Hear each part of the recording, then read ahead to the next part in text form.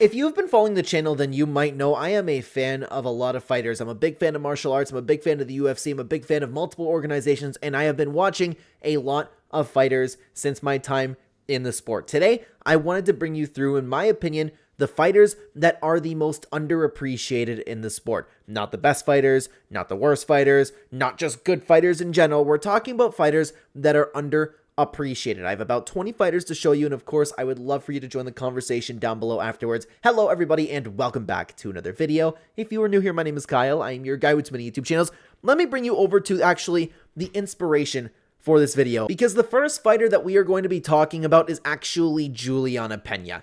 The reason that I wanted to make a video about this is because I feel like I'm the only person who really appreciates Juliana Pena actually trying. I watched the last press conference we just did with Kayla Harrison, and while there wasn't really anything going on at the press conference, I always appreciated that Juliana Pena at least tries to bring on the entertainment. Was it the best trash talk in the world? No, but it was entertaining enough where I didn't waste my time watching a UFC press conference. How long has it been since there's been a press conference that's actually been like that good? You know what? The one that we just had with Volkanovski, Bryce Mitchell, that one was pretty good, to be honest with you. But Juliana Pena always brings it.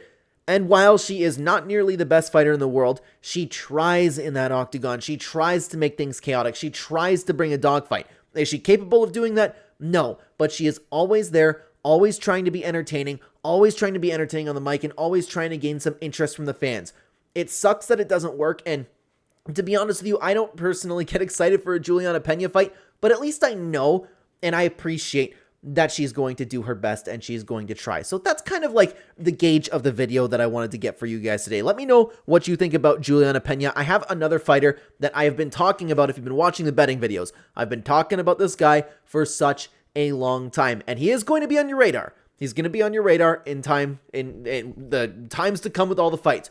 Chepe Mariscal is the next fighter that I believe is very underappreciated. This is one of the most exciting fighters in the sport right now. And I've been talking about this when I'm like looking into betting. There are some fighters in the UFC that I can just trust with my money that they will go in there and they will fight with 1000%, never stop, whether it's chaotic, technical. It's all amazing to watch. Chepe Mariscal can drag people through wars. Chepe Mariscal can do everything technically. He's a pretty complete fighter. I believe that he has a bright future, and I've been watching this guy since his LFA days. Every single time, he has been majorly entertaining.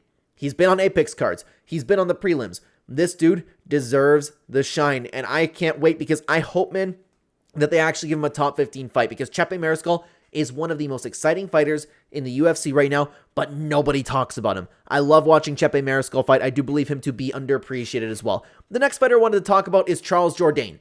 He has a little bit more steam than a guy like Chepe Mariscal, but you know what? This guy, while he hasn't like been any championship material fighter yet, this dude is always in a fight. He has all aspects of MMA. He's pretty good at everything that he does. He's always entertaining. He's great on the mic. He's fun on social media. The dude comes in. He's not afraid to be creative. I really enjoy watching Charles Jourdain fight. He has been putting entertainment on for myself and a lot of MMA fans for years and years and years, and I just don't believe that people talk about him enough. Charles Jourdain is another fighter that I believe to be very underappreciated. Let's talk about the next fighter, okay? And I know I am going to get it for this one, guys. I'm going to hear about it in the comments, guys. It's Mario Batista. Guys, Mario Batista had one sloppy performance. One. And everybody hates him. And that sloppy performance could have been against anybody other than Jose Aldo, and people wouldn't be hating on Mario Batista. Okay, I already made a video talking about what I think about the Mario Batista situation, but guys, like, I find it funny that people are going so overboard with it. I like the memes where it's just like, oh, breaking news, best thing happened today is Mario Batista got in a fatal car accident. I enjoy, like, the jokes and the memes behind that type of stuff, but I truthfully do not understand why everybody hates this guy so much. Yeah, he held Jose Aldo up against the fence. It was Jose Aldo's responsibility to get off of the fence. Could he have been in a more exciting fight? Absolutely he could. But Mario Batista, since he came to the UFC and before, has put on consistent, really fun fights and nice performances. I do not hate this guy at all. I enjoy watching him fight. He had one stinker. Every fighter has a stinker. just because it was Jose Aldo, and he stopped Jose Aldo from getting the title that everybody wanted Jose Aldo to get, which wouldn't have happened, by the way. I do not hate this guy. He's a good fighter. He's an underrated fighter. He is an underappreciated fighter. Mario Batista, 100%, does not deserve the hate that he has been getting. Now let's talk about one of my favorite fighters of all time, okay, guys? And I've been talking about him on the channel for a very long time. Pedro Munoz. Pedro Munoz is one of those guys that has been competing for so long in what is by far the toughest division in combat sports history with the most stacked talent, period. This dude is taking on top contenders, he's taking on up-and-comers, and while he is past his prime now, and obviously Pedro Munoz isn't like this crazy exciting guy that he used to be, he brought the fight every single time. Sometimes he won, sometimes he lost. He was dragging people through hell, and he had some absolute bangers. He is a very fun fighter to watch. He is a very underappreciated fighter. He is always live, like we're going to be talking about with somebody like Michael Chandler. The dude brought excitement to just about every single one of his bouts, and I can't believe not even the hardcore fan base didn't really get behind Pedro Munoz. He is actually one of my favorite fighters. I love watching Pedro Munoz fight. I actually thought that he was going to be champion because he can hang with the top guys. He can hang with the Petr Yans. He can hang with the Sean O'Malley's, the Umar Nurmagomedovs. He just didn't always win, and that's unfortunate. Pedro Munoz is absolutely an underappreciated fighter, and I can't believe that he's going to end his career still, relatively unknown. Let's talk about somebody who's fighting soon, though. Damon Blackshear. I love watching this guy fight. Very underrated, very underappreciated. This dude makes grappling really fun. He mixes things in very well, and a lot of people have been having problems with grapplers lately. This dude will have a little bit of fun in the striking match, and then he makes it great when he gets the takedowns. He works, he throws ground and pound, nice transitions, and he's always live attacking for the submissions. This dude is just an up-and-comer right now, and I've been gassing him up since he got to the UFC. I love watching him fight. I can't wait to watch him perform again because while he had a couple hiccups, I think that he's going to be a top contender one day. I really, really do. He makes the grappling fun. He is one of those guys that utilizes all aspects of MMA. Love watching Damon Blackshear fight. If you have not watched Damon Blackshear fight, which I would imagine that if you're watching this channel, to be honest with you, you've definitely seen Damon Blackshear fight. I know I have a lot of betting community over in this channel, so maybe you guys appreciate Damon Blackshear, but for the regular UFC fan bases, they skip out on a Damon Blackshear prelim. Crazy, man. Crazy. Now, let's talk about Charles Johnson. Charles Johnson. This dude is also majorly exciting. I've been watching this guy since the LFA days. If you guys didn't know, I'm a big fan of the LFA promotion. Charles Johnson, he has been taking on tough fight after prospect after prospect. Not only is he beating some of these guys, not only is he putting on some very, very exciting fights, but he is just saying yes to fighting. Hey, somebody needs an opponent? I'm in. We need more of those fighters. Charles Johnson, he is risking his career and his record to put on a show, make some money. I love that attitude. Charles Johnson will fight anybody, anywhere, anytime, and he's proven that so far, and he has taken on such great talent. Nobody appreciates Charles Johnson to the extent that he deserves to be appreciated. He could sit back, take the safe route all the way into contendership, but he doesn't. He just says yes. This brand new prospect coming to the UFC that is looking insane, Charles Johnson will fight him, and Charles Johnson will consistently put on fun fights. Has Charles Johnson been in a boring fight? I really can't think of one. This dude, I love it whenever he fights. I am always tuning into a Charles Johnson fight. I know that he's going to go in there, he's going to do his best, and he's probably going to put on some fireworks. Win or lose, the dude is very, very exciting to watch. Let's continue on to the next fighter, that being Jamal Hill. A lot of people are finally coming around to Jamal Hill a little bit, and I understood the Jamal Hill hate against Alex Pereira. I still don't know if Jamal Hill really believed what he was saying or not, to be honest with you, but he had one moment, kind of like we were just talking about with Mario Batista. He had one moment, and I know that moment was a little bit dragged out with him continuously talking about it, but it worked out. He ended up getting some big fights. He started having his name relevant, but throughout Jamal Hill's career, he's been relatively humble. I never understood just the automatic hate that people got, because he also got hate before the Alex Pereira thing, but just not to the same extent. He's always been a laid back guy. He's always been a chill guy. He's always been in really, really fun fights.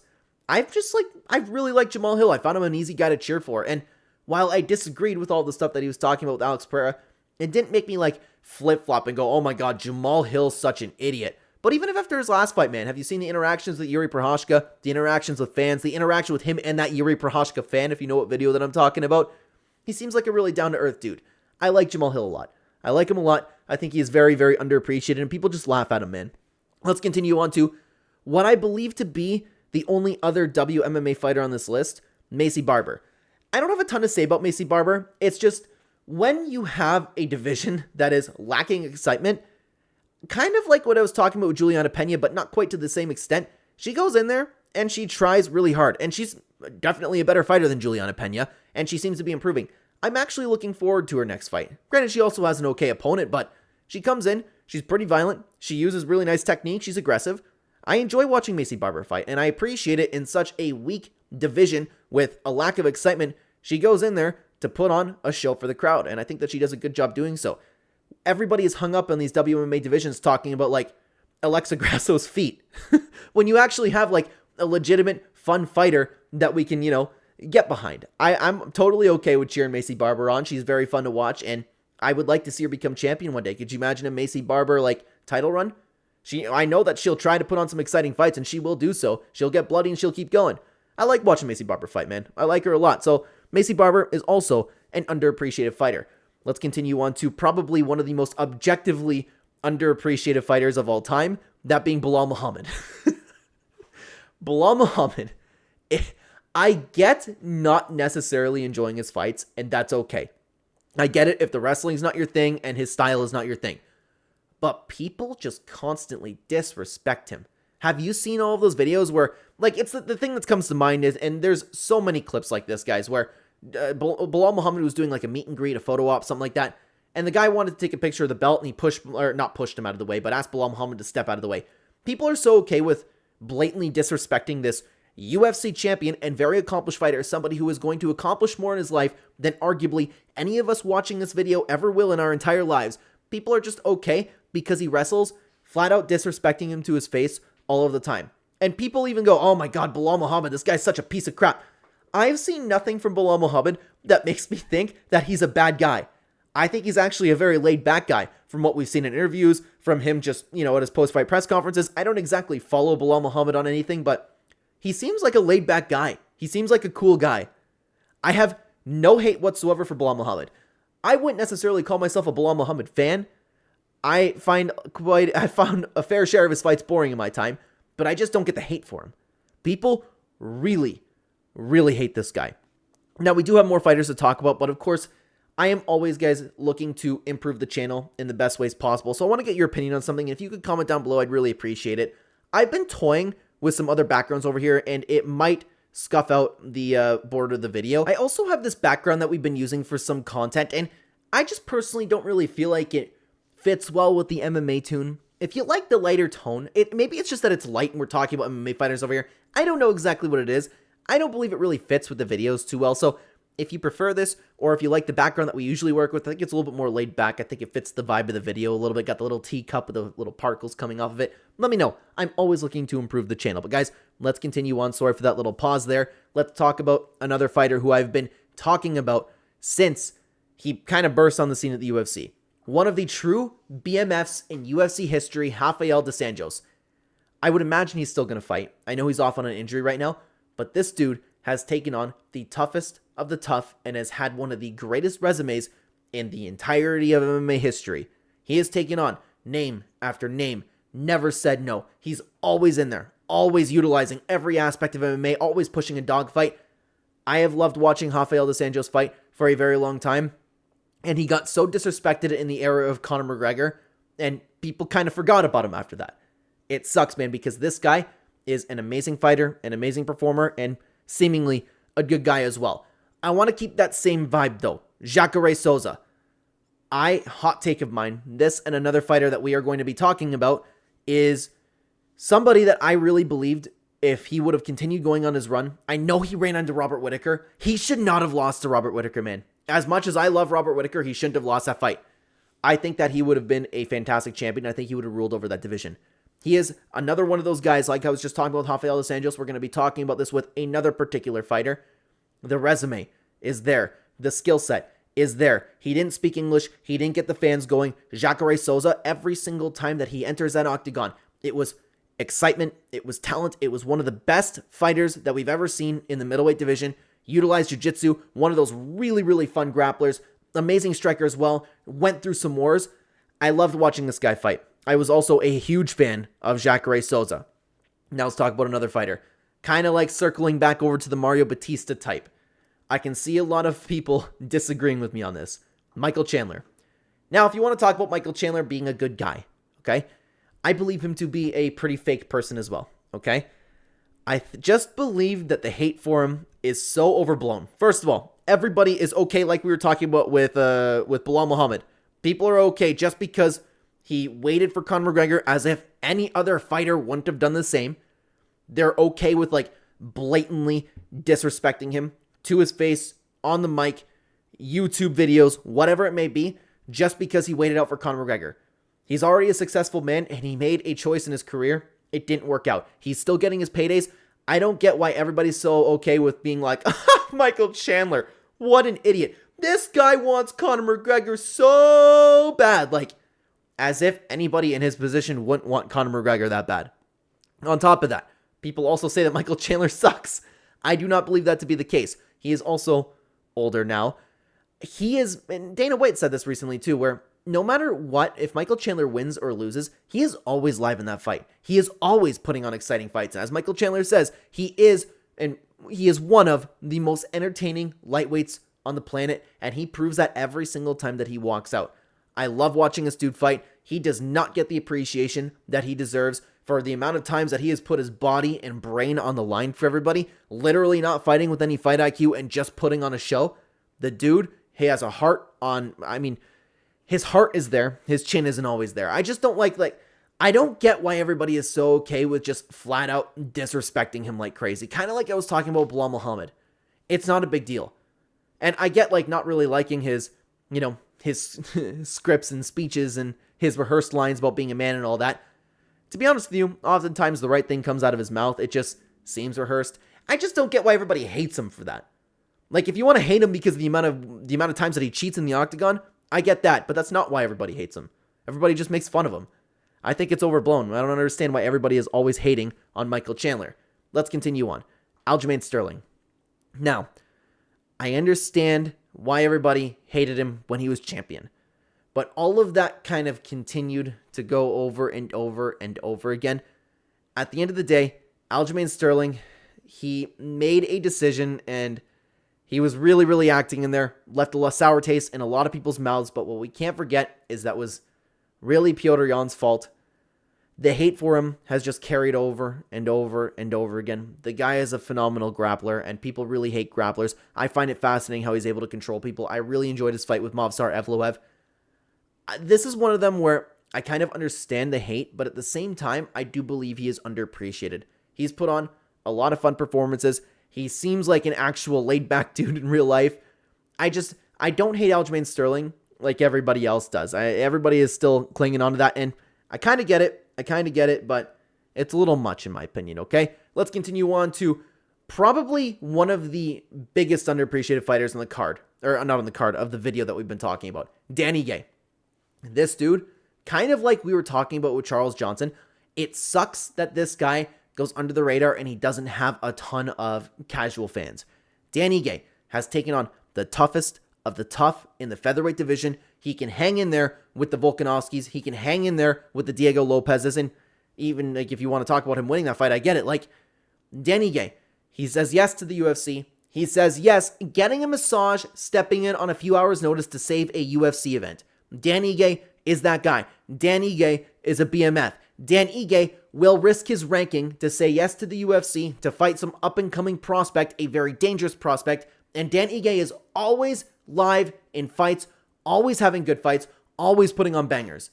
This dude is actually, out of everyone that we talked about, he is up there for one of the most underappreciated fighters. The dude just kind of flies under the radar. People go, oh, Dan Ige's fighting. I go, no, that's amazing. Dan Ige's fighting. Yeah. I just hope that by the time Dan Ige's career is over, he really, really starts to get recognized within the casual MMA fan base. But let's continue on over to Christian Rodriguez. Another one of those guys that is only really known among the hardcore fan base. This dude is improving from fight to fight, and he is consistently putting on very fun fights. He is I love watching the technical ability that he displays, and he matches like these prospects come in. They go, okay, this guy's an amazing wrestler. Austin Bashi comes in. Christian Rodriguez out-wrestles him. Christian Rodriguez will outstrike the striker. He's not the perfect fighter, but Christian Rodriguez, it's been really fun to watch him on his rise. I love the team that he's at. I love watching this dude fight in general. Like, no matter who he's taking on, I know that Christian Rodriguez is going to give me a very fun technical performance, and he is going to go in there and he's going to grit it out. I love watching this dude fight, and I hope with time that people also recognize Christian Rodriguez on their radar. Let's continue on. Another victim of Conor McGregor, Eddie Alvarez. It's a little bit more of the same with some of the fighters that we've been talking about. The dude has fought everybody that there is to fight. He was lightweight champion, which people tend to forget, like casual fans tend to forget. And just because he got absolutely destroyed by Conor McGregor, that's kind of all that people remember him by. But Eddie Alvarez, he has had some of the most fun performances I have ever seen in MMA history. I always loved watching this dude fight. And I know that he's at the tail end of his career right now. And of course, I know that what he do, bare knuckle boxing or something like that. I don't know if he's ever going to fight MMA again, but it's going to be a sad day when Eddie Alvarez actually ends up going. Let's talk about one of my favorite fighters of all time, Carlos Condit. While hardcore MMA fans really appreciate this guy, all of the work that he's put in, and this is another one of those guys with the insane resume. He has always put on every ounce of little bit of heart that he had into his fights and brought that into the octagon. That, with wars, along with amazing technique, he was just a pleasure to watch no matter what type of fight that he was in. I have been a big fan of Carlos Condit my entire time watching this sport, and it sucks to see that he never actually became champion. He was robbed of becoming champion. He should have been champion once he beat Robbie Lawler, but of course, he's not going to be remembered as a UFC champion. Nobody remembers an interim champion, right? He's not going to be remembered as a champion. He's going to be remembered for a couple select performances, but he's been consistently amazing his entire career. Carlos Condit is also a very underappreciated fighter.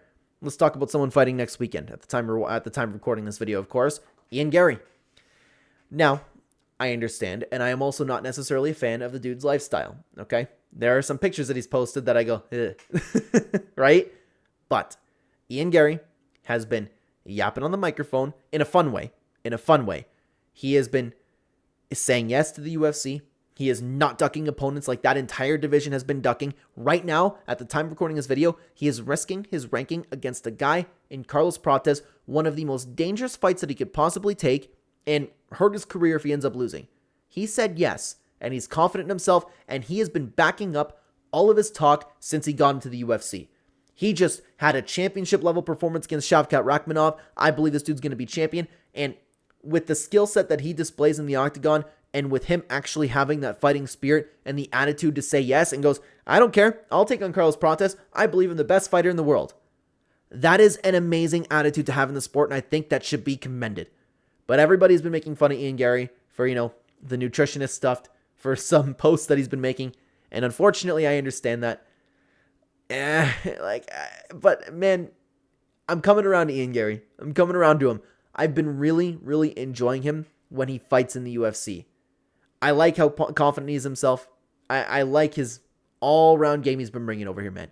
Ian Garry is a very, very underappreciated fighter at the time of recording this video. Let's continue on to another fighter, which this one was more so like if I were to make the video a couple weeks ago, because he's been getting a little bit more respect after his last performance. Paddy the Baddy Pimblett. A lot of people look at this guy and just go, oh, he sucks. Oh, he beat Bobby Green. Like Paddy Pimblett always says, the goalpost is always moving. Oh, he beat Bobby Green. Bobby Green's washed. Oh, he beat Michael Chandler. Michael Chandler's washed. The goalpost is always moving for this guy. I don't want to talk about him being a great fighter. He very well could go down as a great fighter because he's improving very, very fast. But the fun that he brings here, the crowd, the walkout, the dun, dun, dun, dun, dun. Of course, I can't even do it. It's cringe when I do it. But when Paddy Pimblett does it, he's amazing. I think he's a great guy with the speeches that he's done in the past. That he's been getting TikTok edits of them. Like, Paddy Pimblett goes in there, he tries, he is a very, very fun fighter, a very chaotic fighter. Him coming and going, I'm a scouser, I don't get knocked out, this chin's made of granite, and he just actually goes in there and proves that. He makes for some fantastic edits, very fun. I love watching this guy's walkout. I love the energy, I love his trash talk, I love him calling Ilya Taporia hand sanitizer boy. He is a very underappreciated fun fighter. Like we were talking about with Juliana Pena, which I don't want to compare him to Juliana Pena because there's a clear difference in skill sets there. But you know what? Like, they actively try. And they try to entertain us. And they do a good job doing so. Paddy Pimblett is like another level to that. I really appreciate him. I think he's very underappreciated, although, like I said, fans have been coming around to Paddy Pimblett after his last performance. Now, guys, I want to talk about Gegard Mousasi. If he didn't leave the UFC and Gegard Mousasi was still in his prime, he would have been middleweight champion. He would have beat Jacare. I know they fought, but he would have beat Robert Whittaker. He would have beat Yoel Romero. He would have beat Israel Adesanya. He would have beat Nassourdine Imavov. He would have beat Dricus du Plessis. Maybe not du Plessis because du Plessis has some weird plot armor going on. He is one of the middleweight GOATs. He can do everything. He comes in, looks like he's half asleep, and puts on a fun, technical performance, sometimes dragging through wars. He is extremely, extremely exciting, and it's a pleasure to watch Gegard Mousasi fight. It's a shame that he left the UFC. I really do believe he would have been champion. 100%. Has he had a couple hiccups? Yeah, but look at the dude's record before he ended up like being past his prime and making money and owning bars and stuff like that. He wasn't losing. And when he lost, he could easily avenge it, man. Like, you see what he did Uriah Hall in the rematch? Crazy. I'm a huge fan of Gegard Mousasi, guys, and he is a very underappreciated middleweight and fighter in general, guys. If you want to hear me more yap about fighters, I also made 2 videos talking about my favorite fighters in UFC history. Started off with this one and then had 15 more onto that. I would love to have you guys over there. Thank you very much for watching the video. Take care, everybody.